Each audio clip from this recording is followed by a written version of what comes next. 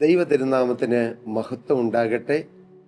കർത്താവായ യേശുക്രിസ്തുവിൻ്റെ സ്നേഹം നിറഞ്ഞ നാമത്തിൽ നിങ്ങൾക്കേവർക്കും എൻ്റെ എളിയ സ്നേഹവന്ദനം അറിയിക്കുന്നു. ഞാൻ ഇപ്രകാരം വായിക്കുകയുണ്ടായി.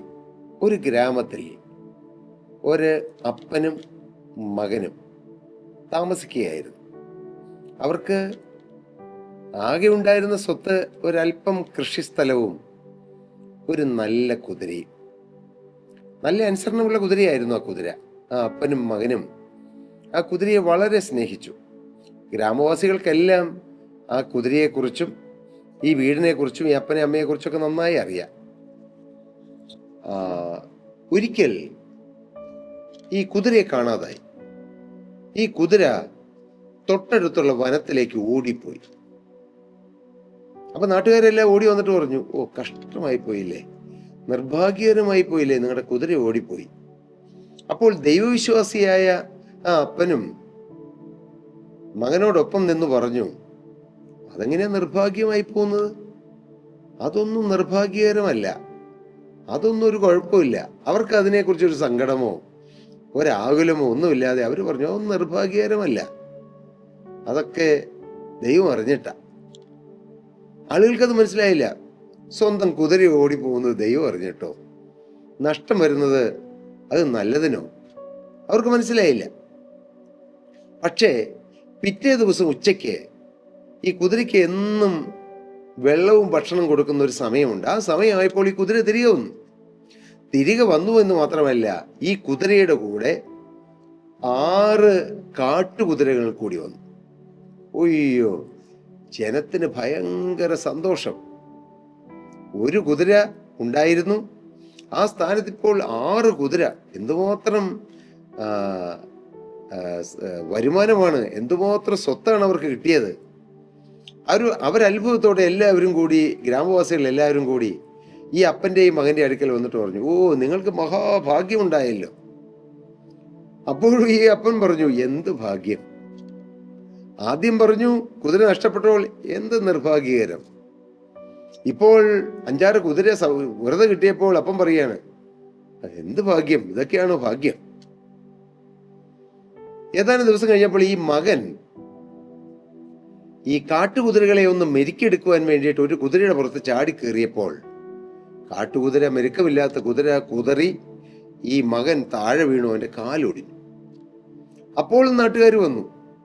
അവർ പറഞ്ഞു, ഓ, നിർഭാഗ്യകരമായി പോയി. ആ അപ്പം പറഞ്ഞു, വീണ്ടും പറഞ്ഞു, എന്ത് നിർഭാഗ്യകരം, ഇതൊന്നും നിർഭാഗ്യകരമല്ല, അതൊന്നും സാരമില്ല, ദൈവം അറിയാതെയല്ല. അങ്ങനെ ഇരിക്കുകയാണ് ആ നാട്ടിൽ, രാജഭരണമുള്ള കാലമാണ്, ആ നാട്ടിൽ വലിയൊരു യുദ്ധം അയൽ രാജ്യവുമായിട്ടുണ്ടായി. രാജാവ് വിളംബരം ചെയ്തു, നാട്ടിലുള്ള ചെറുപ്പക്കാരെല്ലാം യുദ്ധത്തിന് പോകണം. അങ്ങനെ യുദ്ധത്തിന് പോയി അനേക ചെറുപ്പക്കാർ മരിച്ചു വീണു, അനേകർക്ക് നാശനഷ്ടങ്ങൾ, കൈകാലുകൾ നഷ്ടപ്പെട്ടു.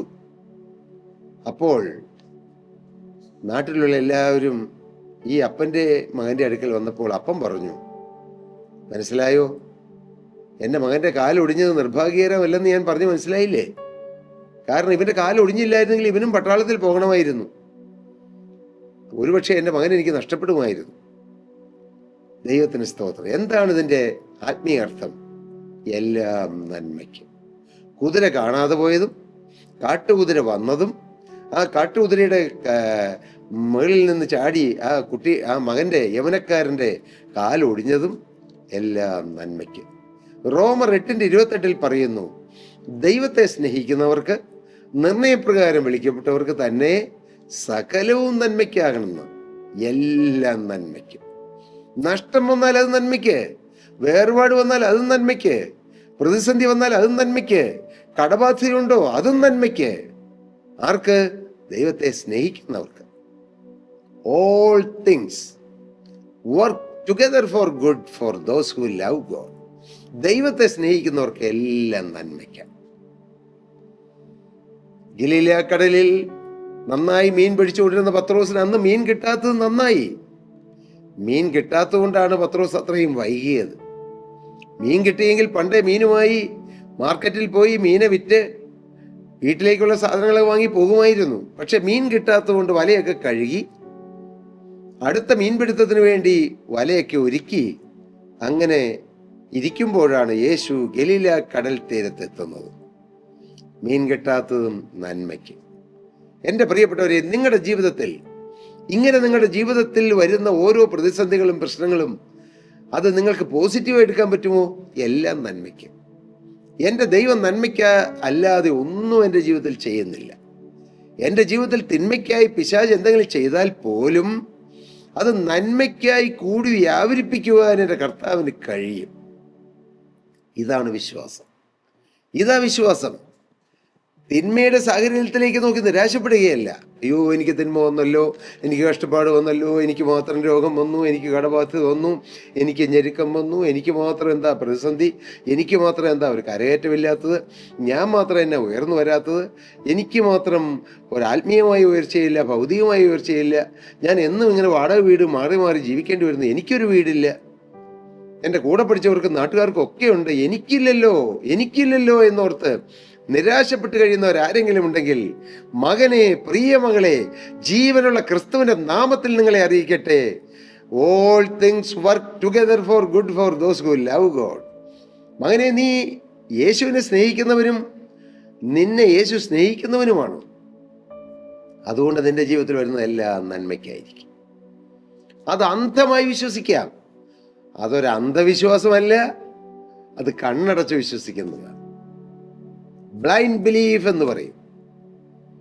അത് പൂർണ്ണ വിശ്വാസമാണത്. കർത്താവിന് സ്തോത്രം. എൻ്റെ യേശു എനിക്ക് നന്മയ്ക്കായിട്ടേ ചെയ്യൂ. പത്രോസിന്റെ പടകിൽ നിന്നുകൊണ്ട് വല വീശിയപ്പോൾ ആ പടകിൽ മീൻ കിട്ടാത്തത് നന്നായി. നിങ്ങളൊന്ന് ചിന്തിച്ചേ, പത്രോസിന്റെ പടക് നിറയെ മീനാണെങ്കിൽ യേശുവിന് അവിടെ ഒന്ന് കാലുകുത്താൻ അവസരം കിട്ടുമോ? ഇല്ല. ചില ഇല്ലായ്മകൾ നല്ലതാണ് മോനെ. ചില ഇല്ലായ്മകൾ ഉള്ളതുകൊണ്ടാണ് യേശു നിന്റെ അടുക്കിലേക്ക് വരാൻ ഇടയായത്. അതിന് ഹല്ലേലൂയ പറയുക, അതിന് സ്തോത്രം പറയുക. നിങ്ങളൊന്ന് ചിന്തിച്ചേ, പത്രോസിന്റെ പടകിലും കൂട്ടാളികളുടെ പടകിലും നിറയെ മീനായിരുന്നുവെങ്കിൽ യേശുവിന് ആ പടകിൽ കാൽകുത്തി ജനത്തോട് സംസാരിക്കാൻ അവസരം കിട്ടുമോ? ഇല്ല. ചില ഇല്ലായ്മകൾ വന്നത്, മകളെ, ചില പോരായ്മകൾ വന്നത്, ചില രോഗങ്ങൾ വന്നത്, ചില സാമ്പത്തിക തകർച്ചകൾ വന്നത്, ചില കടബാധ്യതകൾ വന്നത് നിന്റെ ശൂന്യമായ പടകിലേക്ക് യേശു വരാൻ മുഖാന്തരമായി. നിന്റെ ഇല്ലായ്മയിലേക്ക് യേശു കടന്നു വന്ന് നിനക്ക് അനുഭവിക്കാനിടയായി. എല്ലാം നന്മയ്ക്ക്. ഇത് ജീവിതം മുഴുവൻ നിങ്ങളത് എഴുതിയിട്ട് ഓർത്തുകൊള്ളണം. ബുക്കിൽ എഴുതിയിടുന്ന കാര്യമല്ല പറഞ്ഞത്, നിങ്ങളുടെ ഹൃദയത്തിൽ എഴുതിയിടണം, നിങ്ങളുടെ മനസ്സിൽ എഴുതിയിടണം. എന്ത്? എല്ലാം നന്മയ്ക്ക്. അകാലത്തിൽ ഭർത്താവ് മരിച്ചുപോയോ? എന്താ അല്ലേ നന്മ? പക്ഷെ അത് നന്മയ്ക്കാക്കി തീർക്കാൻ കഴിയും. ദൈവത്തെ സ്നേഹിക്കുന്നവരുടെ ജീവിതത്തിൽ. നിങ്ങൾ യേശുവിനെ സ്നേഹിക്കുന്നവരാണോ? യേശുവിനെ ഒന്ന് സ്നേഹിക്കൂ പ്രിയരെ. അങ്ങനെ നിങ്ങൾ ദൈവത്തെ സ്നേഹിക്കുന്നവരാണെങ്കിൽ എല്ലാം നന്മയ്ക്കാക്കി തീർക്കാൻ യേശുവിന് കഴിയും. യേശു അങ്ങനെ കൂടി വ്യാപരിപ്പിക്കുകയാണ്.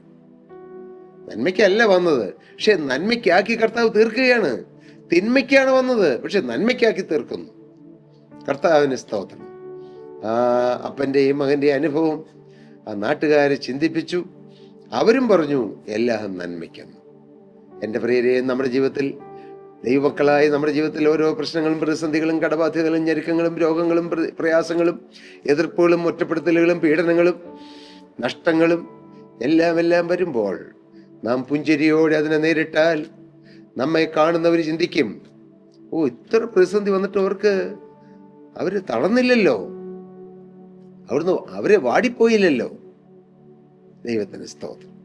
അതാണ് ക്രിസ്തീയ ജീവിതം.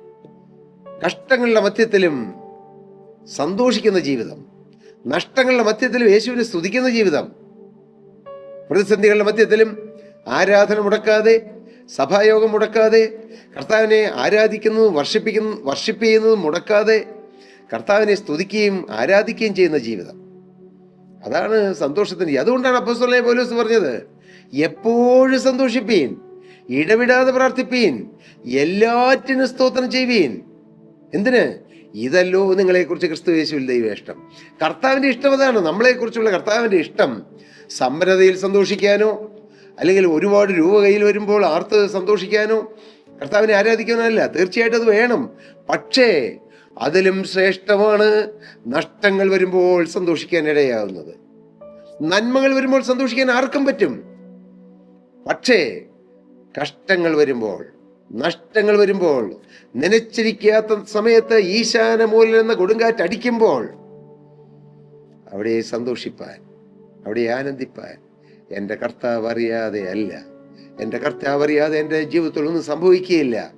എൻ്റെ തലയിലെ മുടി പോലെ എണ്ണപ്പെട്ടിരിക്കുന്നു, അതിൽ ഒന്ന് വീഴുന്നത് സ്വർഗസ്നായ എൻ്റെ പിതാവ് അറിയാതെ അല്ല. മോനെ, നിന്റെ ജീവിതത്തിൽ സംഭവിച്ചതെല്ലാം കർത്താവ് അറിഞ്ഞാണ്. കർത്താവ് അറിഞ്ഞിട്ടുണ്ട്, സർവശക്തൻ ഗ്രഹിച്ചിട്ടുണ്ട്. പിന്നെ നീ എന്തിനു ടെൻഷൻ അടിക്കണം? മോനെ, നീ എന്തിനു ആകുലപ്പെടണം? മകളെ, നീ എന്തിനു സങ്കടപ്പെടണം? നീ എന്തിനു നിരാശപ്പെട്ടിരിക്കണം? മകളെ, നീ തലവുംപെട്ടിരിക്കുന്നു എന്തിന്? നീ തല ഉയർത്തുക. എൻ്റെ ദൈവം ജീവിക്കുന്നു. എൻ്റെ ദൈവം അറിയാതെ ഒന്നുമില്ല, ഒന്നുമില്ല, ഒന്നും സംഭവിക്കുന്നില്ല. ഇതുവരെ സംഭവിച്ചിട്ടില്ല, ഇനി സംഭവിക്കുകയുമില്ല. Hallelujah, hallelujah. ഇതൊരു സ്വർഗീയ വെളിപ്പാടാണ്, ഇതൊരു ദൈവിക കാഴ്ചപ്പാടാണ്. ഈ കാഴ്ചപ്പാട് ലഭിക്കുന്നതാണ് ശ്രേഷ്ഠകരമായ ക്രിസ്തീയ ജീവിതത്തിൻ്റെ അനുഭവം. ആ അനുഭവത്തിലേക്ക് കരം പിടിച്ച് കർത്താവ് നിങ്ങളെ ഉയർത്താൻ ആഗ്രഹിക്കുന്നു. നിങ്ങൾക്കൊന്ന് പറയാമോ? ചങ്കത്ത് കൈ വെച്ചു പറയാമോ? എൻ്റെ യേശുവേ, എൻ്റെ ജീവിതത്തിൽ വന്നതെല്ലാം നന്മയ്ക്ക്. ഞാനത് അംഗീകരിക്കുന്നു, ഞാനത് ഏറ്റുപറയുന്നു. കർത്താവേ, അവിടുന്ന് തിന്മയ്ക്കായിട്ട് ഒന്നും ചെയ്തിട്ടില്ല, എല്ലാം നന്മയ്ക്കാണ്. ഇല്ലെങ്കിൽ ഇതുവരെ വന്ന എല്ലാം നന്മയ്ക്കാക്കി അവിടുന്ന് തീർത്ത് തന്ന് എൻ്റെ ജീവിതത്തിൽ അതൊരു അനുഭവമാക്കി തരണമേ നിങ്ങൾ പ്രാർത്ഥിക്കണം. കർത്താവ് പ്രവർത്തിക്കും. ഹല്ലേലൂയ. ഈ സ്നേഹനിധിയായ കർത്താവ് എല്ലാം നന്മയ്ക്കാക്കി തീർക്കുന്ന ജീവനുള്ള ക്രിസ്തുവിൻ്റെ ആർദ്ര സ്നേഹം നിങ്ങളെ ഓരോരുത്തരെയും മാടി വിളിക്കുകയാണ് യേശുവിൻ്റെ അരികിലേക്ക്, യേശുവിൻ്റെ ക്രൂശിൻ ചുവട്ടിലേക്ക്, ആശ്വാസത്തിൻ്റെ ഉറവിയുടെ അരികിലേക്ക്. ഹല്ലേലൂയ. സമാധാനത്തിൻ്റെ സിംഹാസനത്തിൻ്റെ അരികിലേക്ക് നിങ്ങളെ മാടി വിളിക്കുന്നു. ഓടി വരുവീൻ, യേശുവിൻ്റെ പാദത്തിൽ വീഴുവീൻ, യേശുവിൻ്റെ പുണ്യപാദം കെട്ടിപ്പിടിക്കുവീൻ, യേശുവിനോട് വാക്ക് പറയുവീൻ. നാഥ, ഇന്നു മുതൽ ഞാൻ അങ്ങേക്കായി ജീവിക്കും, അങ്ങേക്ക് വേണ്ടി മാത്രം ജീവിക്കും, അങ്ങയെ മഹത്വപ്പെടുത്താൻ ജീവിക്കും. കർത്താവ് നിങ്ങളെ നിറപടിയായി അനുഗ്രഹിക്കട്ടെ.